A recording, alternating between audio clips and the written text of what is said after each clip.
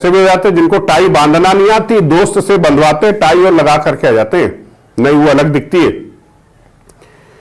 बनावटीपन नहीं होना चाहिए व्यवहार में। आप जैसे हैं आप वैसे जाइए। आप ईश्वर की सर्वश्रेष्ठ कृति हैं। ईश्वर ने आपको एक कठिन लिखित परीक्षा में से चुन करके साक्षात्कार के लिए भेजा है, तो आप सर्वश्रेष्ठ कृति हैं। अपने सर्वश्रेष्ठ का प्रदर्शन वहां पर कीजिए। नमस्कार दोस्तों, मैं संजीव वैद्य फोर्स एकेडमी से। जैसा कि आप में से बहुत सारे विद्यार्थी मध्यप्रदेश लोक सेवा आयोग के साक्षात्कार की तैयारी कर रहे हैं, तो यह वीडियो उनके लिए भी है जो तैयारी कर रहे हैं, ये उनके लिए भी है जो अभी प्रारंभिक परीक्षा में एंट्री किए हैं। तो किसी न किसी स्तर पर जब आप मध्यप्रदेश लोक सेवा आयोग की तैयारी करेंगे तो आपको साक्षात्कार जो अंतिम सीढ़ी होती है, यहां पर तो आपको पहुंचना ही पड़ेगा।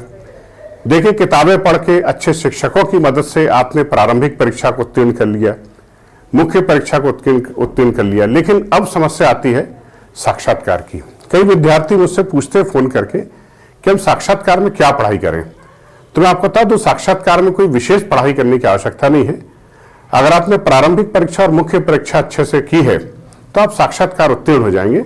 बस यहां पर कुछ विशेष चीजों का ध्यान रखना जरूरी है। पहले आपको क्लियर कर दूं कि साक्षात्कार का कोई सिलेबस नहीं होता। There is no syllabus. Interview का कोई सिलेबस नहीं होता, लेकिन फिर भी कुछ स्पेसिफिक सेक्शंस होते हैं जहां से क्वेश्चन पूछे जाते हैं। जब आप साक्षात्कार के लिए पहुंचेंगे तो आपसे एक विवरण पत्रिका, व्यक्तिगत विवरण पत्रिका 6 प्रतियों में आपसे भरवाई जाएगी, और ये जो व्यक्तिगत विवरण पत्रक है आवेदक का, यही आपके साक्षात्कार का आधार बनेगा और यही से क्वेश्चन पूछे जाएंगे। ऐसा कभी नहीं होगा कि इससे बाहर जाकर के आपसे बातचीत करें। तो सबसे पहले हम ये देखते हैं कि व्यक्तिगत विवरण पत्रक को हम कैसे देखें और साक्षात्कार की तैयारी कैसे करें। आप सभी ने भरा होगा। तो सबसे पहले अगर हम देखेंगे तो यहां पर आप देखेंगे आवेदक का नाम, ठीक है ना। यहां पर एक टॉप कॉलम आया है आवेदक का नाम। आपका जो भी नाम हो, तो सबसे पहले आपको अपने नाम का अर्थ स्पष्ट होना चाहिए, और उस नाम से जुड़े हुए अगर कोई पर्यायवाची शब्द है वो भी पता होना चाहिए। उस नाम से जुड़ा हुआ कोई विलोम शब्द है वो भी पता होना चाहिए, और यदि उस नाम का कोई प्रसिद्ध व्यक्ति है उसके बारे में भी आपके पास जानकारी होना चाहिए। जैसे अभी 2 दिन पहले हम लोग एक साक्षात्कार ले रहे थे, तो उसमें एक कैंडिडेट आया, उसका नाम था रविशंकर शुक्ला।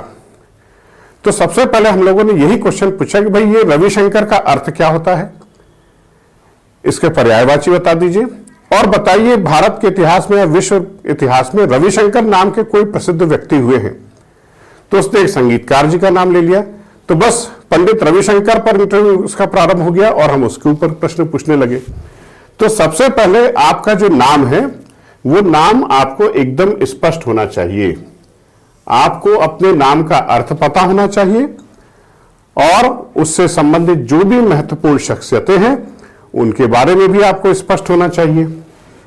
फिर यहां पर आता है आपके पिता का नाम, या स्त्री है तो पति का नाम, ठीक है ना।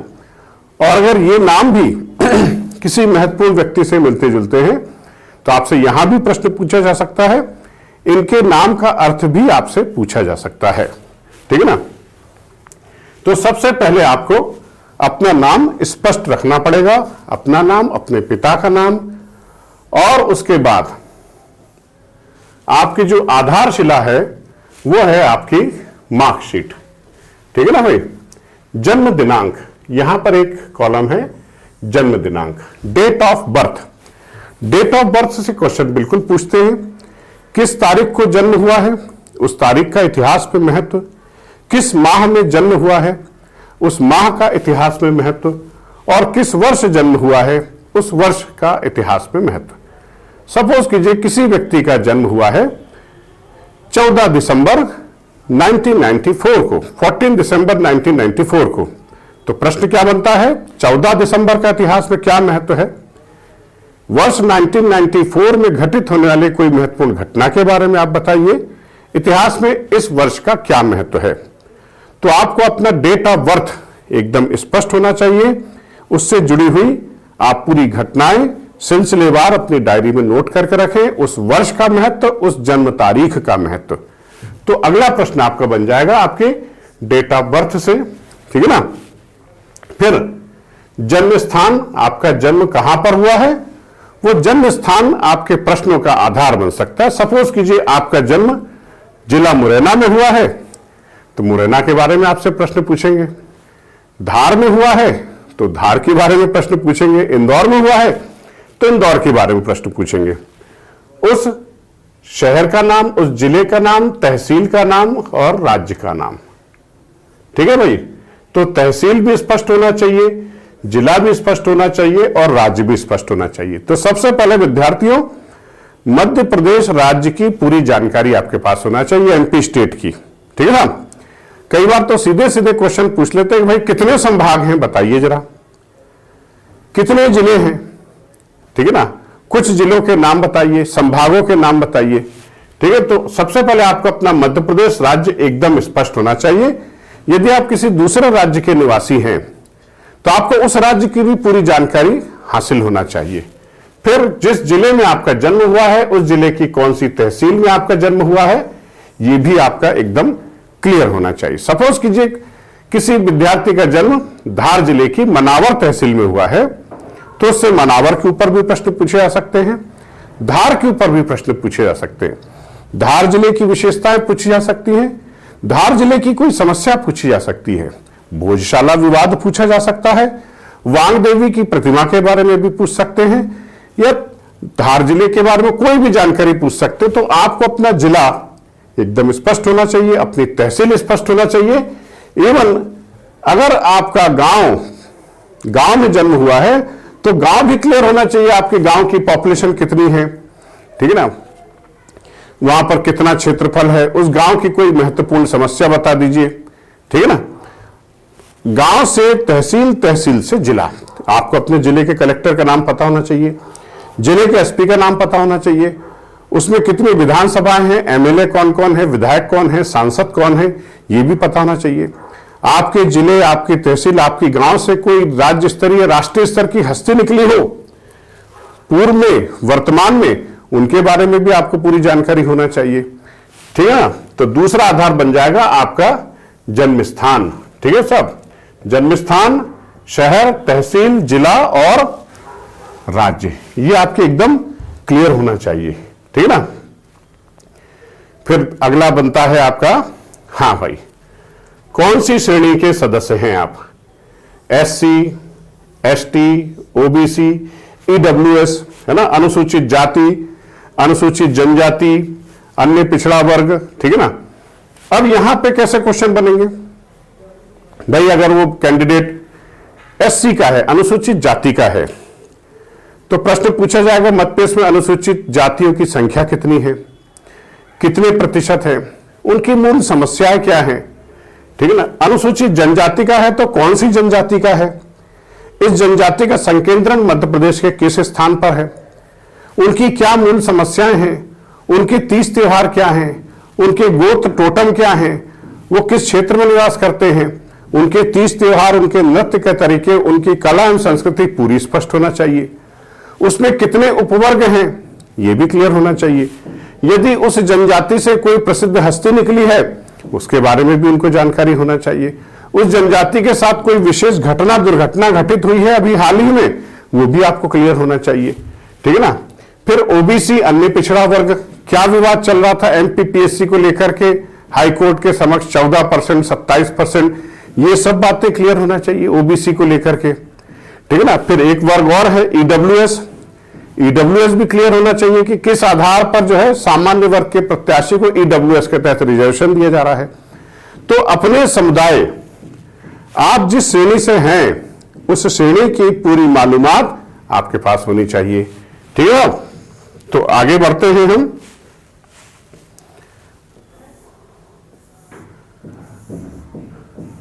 हाँ भाई, अब आवेदक का हो सकता है जन्म स्थान कुछ और हो लेकिन उसमें वर्तमान डाक का जो पता लिखा है वो कुछ और है। अब वर्तमान डाक के पते में सपोज कीजिए जिस ग्राम का नाम लिखा है, जिस जिले का नाम लिखा है, जिस राज्य का नाम लिखा है, वो भी प्रश्न बन जाता है। अब एक प्रश्न तो ऐसा बना था कि वो जिस कॉलोनी में रहता था उसका नाम था रामकृष्ण नगर, तो बोर्ड मेंबर्स ने देखा रामकृष्ण नगर, अच्छा बताइए भाई रामकृष्ण कौन हुए हैं, रामकृष्ण परमहंस कौन थे, उनके गुरु कौन थे, उनके शिष्य कौन थे, उनकी क्या शिक्षाएं थी। तो आपके बायोडाटा में जो कुछ भी दिखेगा उनको, वो प्रश्न का आधार बन जाएगा। तो आपका वर्तमान निवास वाला शहर, गांव, जिला, राज्य एकदम क्लियर होना चाहिए, ठीक है ना। जो भी पता लिखा हुआ है वो भी क्लियर होना चाहिए आपको। सपोज कीजिए यहां लिखा हुआ गणेश बाग कॉलोनी, तो ये पूछ लेंगे गणेश बाग क्यों कहते हैं इस जगह को, ठीक है ना। फिर इसके बाद हम और आगे बढ़ते हैं, और क्या क्या प्रश्न पूछने का आधार बन सकता है। स्थायी पता, यह भी एक आपका आधार बन जाएगा। स्थायी पता कहां का दिया है आपने, यहां का शहर, जिला, राज्य एकदम क्लियर होना चाहिए। मूल निवास स्थान, डोमिसाइल कहां का है। सपोज कि जिसने मूल निवास स्थान बता दिया साहब टीकमगढ़ का है, ठीक है ना, तो टीकमगढ़ की पूरी इंफॉर्मेशन होना चाहिए। टीकमगढ़ में से अभी हाल ही में किस क्षेत्र को हटा करके एक पृथक जिला बनाया गया, निवाड़ी बनाया गया, तो निवाड़ी की भी पूरी जानकारी होना चाहिए। इस क्षेत्र के जो दर्शनीय स्थल हैं, ओरछा, इन सब की पूरी जानकारी होना चाहिए। तो डोमिसाइल डिस्ट्रिक्ट, मूल निवास स्थान की भी आपके पास जानकारी होना चाहिए। फिर आधार कार्ड, ईमेल आईडी वगैरह से तो नहीं पूछते, मोबाइल नंबर तो व्यक्तिगत विवरण हो जाता है। लेकिन जो अगले प्रश्न पूछने की जो संभावना बन जाती है वो है आपकी एजुकेशनल क्वालिफिकेशन। ये सबसे महत्वपूर्ण हिस्सा है आपके साक्षात्कार का, और विद्यार्थी यहीं पे गड़बड़ कर देता है। वो पूरी दुनिया के बारे में जानकारी रखता है, लेकिन जिन सब्जेक्ट से उसने 12th पास किया है, जिन सब्जेक्ट से उसने ग्रेजुएशन किया है, जिस विषय से उसने पीजी किया है या और डिग्रियां प्राप्त की है, उनके बारे में वो जानकारी नहीं दे पाता। तो यहां पर आपको ध्यान रखना है। हाई स्कूल के बारे में पूछ सकते हैं, मैट्रिकुलेशन, इंटरमीडिएट, हायर सेकेंडरी।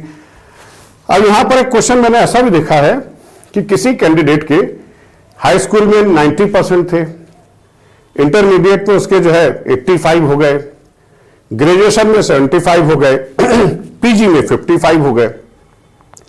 तो आपके चार्ट को देख रहा है इंटरव्यूअर और पूछ रहा है भाई आपके नंबर क्यों कम होते जा रहे हैं लगातार। उल्टा भी हो सकता है, भाई आपके नंबर तो बढ़ते जा रहे हैं। कक्षा 10th में आपकी 3rd डिवीजन थी, बीए में आप गोल्ड मेडल लेकर के आ गए, और पीजी में तो आपने यूनिवर्सिटी टॉप कर डाला। ऐसा क्यों हो रहा है, आप ऊपर क्यों जा रहे हैं, आप नीचे क्यों जा रहे हैं। तो उनके लॉजिकल आंसर्स आपके पास तैयार होना चाहिए। क्या कारण थे, क्या वो परिस्थितियां थी जिनके कारण आपका शैक्षणिक स्तर नीचे गिरता चला गया या ऊपर उठता चला गया।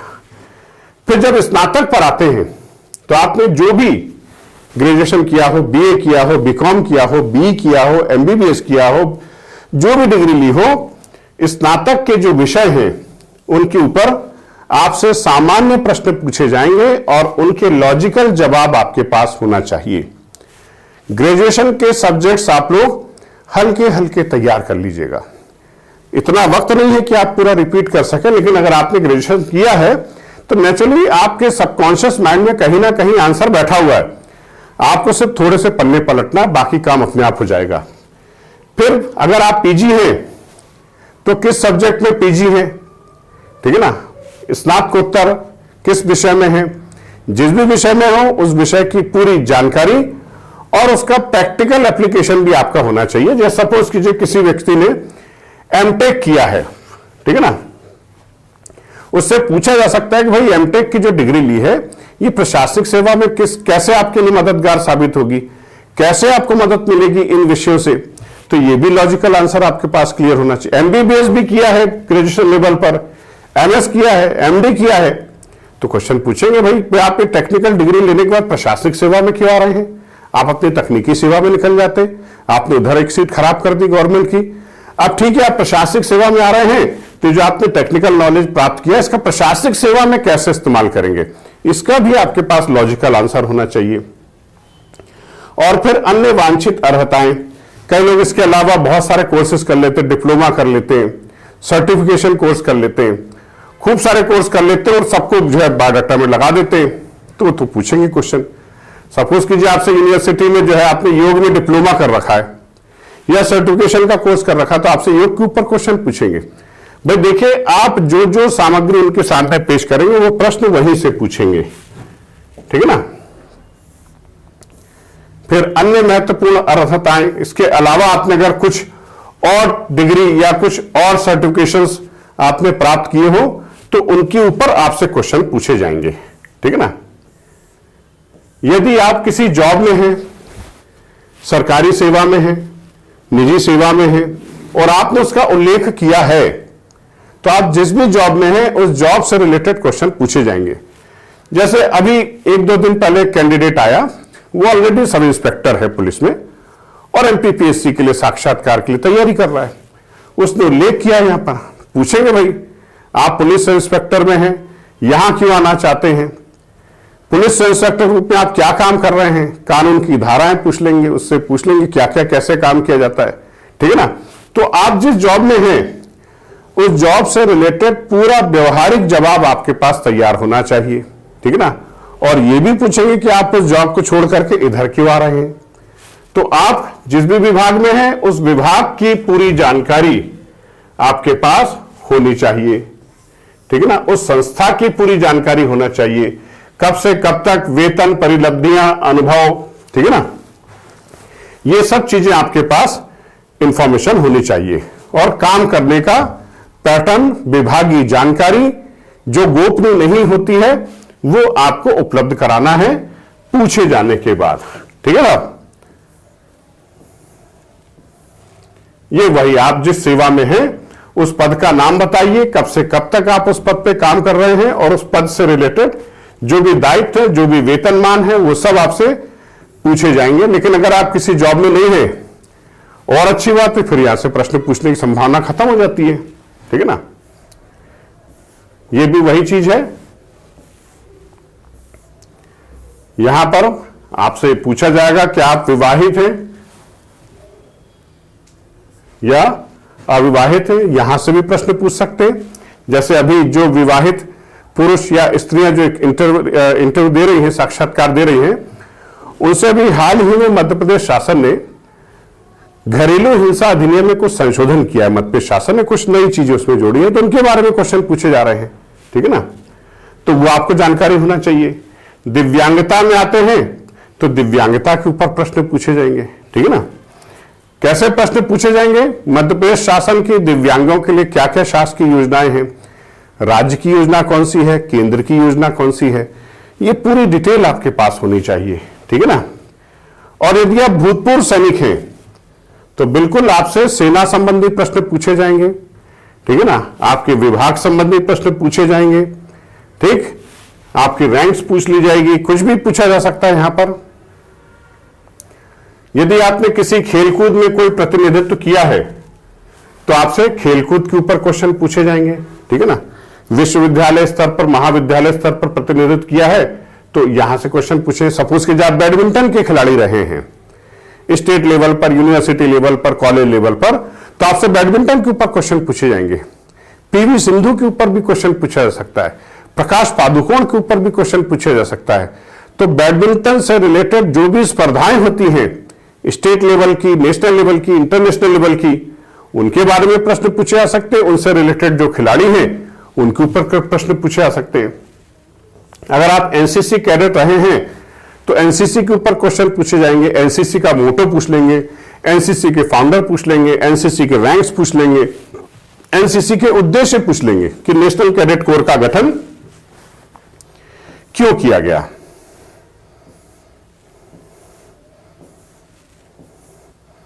फिर ये कुछ पर्सनल इंफॉर्मेशन है, आपका डिक्लेरेशन है कार्यालयीन उपयोग के लिए, ठीक है। तो यहां तक तो क्वेश्चन जो है वो आपके बायोडाटा के आधार पर पूछे जाएंगे। लेकिन इसके अलावा एक सेक्शन और होता है, उसको बोलते हैं अभिरुचि।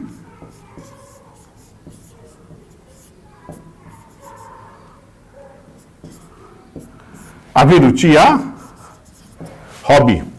हॉबी के ऊपर आपसे क्वेश्चन पूछे जाएंगे और ज्यादातर कैंडिडेट को यही पता नहीं होता कि what is the meaning of hobby. अभिरुचि का अर्थ क्या होता है, हॉबी का अर्थ क्या होता है, सबसे पहले आपको ये क्लियर होना चाहिए। सबसे पहले क्लियर होना चाहिए कि व्हाट इज हॉबी, अभिरुचि की परिभाषा क्या है। फिर आपने जिसको अभिरुचि बताया है उसके ऊपर क्वेश्चन होना चाहिए। सपोज कीजिए किसी ने अभिरुचि में लिख दिया किताबें पढ़ना, तो आपको पता होना चाहिए कि आपने अभी तक अपने जीवन काल में कौन कौन सी किताबें पढ़ी हैं, हाल ही में कौन सी किताब पढ़ी है, उस किताब का आपके जीवन में उपयोग क्या है। कई लोग लिख देते हैं मूवी देखना, तो कौन सी मूवी देखी है, उस मूवी से आपको क्या सीखने को मिला है, आपने जो हॉबी बताई है इसका प्रशासनिक सेवा में क्या उपयोग है, यहां तक क्वेश्चन पूछेंगे। लेकिन मान के चलिए अभिरुचि के ऊपर क्वेश्चन अवश्य पूछते हैं, आपकी हॉबी के ऊपर। कई बार तो यह भी देखा गया है कि अगर वो अभिरुचि के ऊपर अच्छी इंफॉर्मेशन देता है तो उसका पूरा का पूरा इंटरव्यू अभिरुचि पर फोकस हो जाता है। और कई कैंडिडेट 4-4, 5-5 हॉबी भर देते हैं। भाई हॉबी तो एक ही होती है, किसने कहा 4-4, 5 एक होगी या ज्यादा से ज्यादा 2 होगी। लिस्ट बना देते हैं हॉबी की, उनको लगता है इसमें से कहीं ना कहीं से क्वेश्चन पूछ लेंगे। जिसकी 4-5 हॉबी लिखते हैं ना, उसकी एक भी हॉबी क्लियर नहीं होती। हॉबी मनुष्य के जीवन में 1 या 2 ही होती है, ज्यादा हॉबी नहीं होती।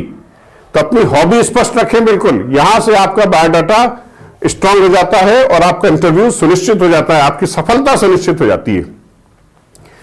अब मुख्य बात मैं आपको बता दूं, आपका साक्षात्कार डिपेंड करता है आपके ऊपर। ये बायोडाटा विवरण पत्रक तो उनके सामने रखा रहता है, फिर आप जो इंफॉर्मेशन उनके सामने दोगे वो उसी में से क्रॉस क्वेश्चन बना बना के पूछेंगे। इंटरव्यू प्याज के छिलके की तरह होता है, छिलका उतरता जाता है, आप जानकारी देते जाइए, वो आपसे प्रश्न पूछते जाएंगे, आप जो जानकारी दे रहे हैं उसी में से प्रश्न बना बना करके पूछेंगे। तो ध्यान रखना विद्यार्थियों, आप जो भी इंफॉर्मेशन दो उसमें उन्हीं तथ्यों का, उन्हीं बातों का समावेश करो जिस पर क्रॉस क्वेश्चन पूछे जाने पर आप उस प्रश्न का जवाब दे सके। अन्यथा आई एम सॉरी बोलने पर मजबूर होना पड़ेगा आपको। तो आप उनके सामने ज्यादा अपने आप को ज्ञानी सिद्ध ना करें, ज्यादा इंप्रेशन दिखाने की कोशिश ना करें कि कठिन शब्दों का प्रयोग करेंगे तो शायद वो प्रभावित हो जाएंगे। आप जितने शब्दों का प्रयोग करेंगे वो क्रॉस क्वेश्चन उसी पर पूछ लेंगे, ठीक है ना। तो आपको नपे तुले शब्द बोलना है। और यह भी देखा मैंने कि कई बार विद्यार्थी तपाक से जवाब दे देता है। इंटरव्यूअर ने प्रश्न पूछा और उसने जवाब दे दिया तुरंत, नहीं, यह गलत है। इंटरव्यूअर ने प्रश्न पूछा है, आप अपने मस्तिष्क में 4-5 सेकंड का पॉज लीजिए, उसके बाद जवाब दीजिए। पहले सोचिए फिर बोलिए। पहले बोल दिया फिर सोचा तो वही मामला हाथ से निकल गया, चिड़िया चुग गई खेत। तो पहले सोचो, 4-5 सेकंड का पॉज, ज्यादा सेकंड पॉज नहीं लेना कि वहां बैठे हुए आराम से, नहीं साहब, 4-5 सेकंड का पॉज लीजिए, उसके बाद आप जवाब दीजिए। आपका जवाब संतुलित होगा, सधा हुआ होगा, बुद्धिमत्तापूर्ण होगा और आपने जो जवाब दिया है उस पर जो क्रॉस फायर होगा उसका भी सामना करने के लिए आप तैयार हो जाइए, क्योंकि वो इंफॉर्मेशन आपने ही उनके सामने दी है। आपने बातचीत करते करते उनके सामने अटल बिहारी वाजपेयी जी का जिक्र कर दिया तो वाजपेयी जी के बारे में पूरे पोर्शन आपको पता होना चाहिए, उनके प्रधानमंत्रित्व काल, उनकी विशेषता, उनका व्यक्तित्व, उनकी किताबें तक पता होना चाहिए, उनकी कविताएं तक पता होना चाहिए। नहीं पता है तो वाजपेयी जी के नाम का जिक्र मत करना। कहने का मतलब यह है, आप वही इंफॉर्मेशन उनके सामने तस्तरी में पेश करना जिस पर क्रॉस क्वेश्चन पूछे जाने पर आपको आई एम सॉरी ना बोलना पड़े। तो ये आपके इंटरव्यू का आधार है। और इंटरव्यू में कुछ खास बातों को आपको ध्यान में रखना है, जैसे वहां पर मैनर्स, एटिकेट का बिल्कुल ध्यान रखें, आई मूवमेंट का, सिटिंग पोजीशन का, इसका भी ध्यान रखें और कैसे उनसे बातचीत करना है, विनम्रता के भाव से, सम्मानजनक तरीके से, क्योंकि आयोग के सभी मेंबर दीर्घकालिक अनुभव रखने वाले बड़े वरिष्ठ लोग हैं। उनके प्रति आपके मन में सम्मान का भाव होना चाहिए और आपके व्यवहार में वो भाव दिखना चाहिए। अति आत्मविश्वास से बचे, ठीक है ना, और अपने आप को कमजोर भी ना समझे। भाई मान के चलिए साक्षात्कार में वो पैनल मेंबर्स आपके ज्ञान का परीक्षण नहीं कर रहे हैं। आपके पास ज्ञान है तभी तो आपने प्री क्वालिफाइड किया है, आपके पास ज्ञान है तभी तो आप मुख्य परीक्षा को क्वालिफाइड किए हैं। ज्ञान नहीं होता तो साक्षात्कार तक पहुंच पाते क्या? नॉलेज का भंडार है आप, आपके पास ज्ञान की कोई कमी नहीं है। और मेंबर्स भी आपके ज्ञान का परीक्षण नहीं कर रहे हैं, वो आपके व्यक्तित्व का परीक्षण कर रहे हैं, वो आपकी एटीट्यूड का परीक्षण कर रहे हैं। वो देख रहे हैं आपके भीतर प्रशासनिक अभिक्षमता है या नहीं। बस इन्हीं मुद्दों को आपको ध्यान में रखते हुए अपने साक्षात्कार की तैयारी करना है और कैसी ड्रेस पहन करके जाना है, किसी विशेषज्ञ से सलाह अवश्य लीजिएगा। वस्त्र आपके परिधान ज्यादा भड़कीले ना हो, ठीक है ना, सामान्य हो, दिखने में अच्छे हो, आपके ऊपर जचते हो। टाई नहीं लगाते हैं तो मत पहनना टाई, नहीं तो कई कैंडिडेट ऐसे में अच्छे हो, आपके ऊपर जचते हो। टाई नहीं लगाते हैं तो मत पहनना टाई, नहीं तो कई कैंडिडेट ऐसे भी हो जाते हैं जिनको टाई बांधना नहीं आती, दोस्त से बंधवाते टाई और लगा करके आ जाते हैं, नहीं वो अलग दिखती है। बनावटीपन नहीं होना चाहिए व्यवहार में। आप जैसे हैं आप वैसे जाइए। आप ईश्वर की सर्वश्रेष्ठ कृति हैं। ईश्वर ने आपको एक कठिन लिखित परीक्षा में से चुन करके साक्षात्कार के लिए भेजा है, तो आप सर्वश्रेष्ठ कृति हैं। अपने सर्वश्रेष्ठ का प्रदर्शन वहां पर कीजिए, मगर अनुशासन के साथ, विनम्रता के साथ और अपनी पूरी योग्यता के साथ। तो विद्यार्थियों, पूरा दम लगा दो, जितने पॉइंट मैंने बताए हैं उनको तैयार कर लो। आपको सफल होने से दुनिया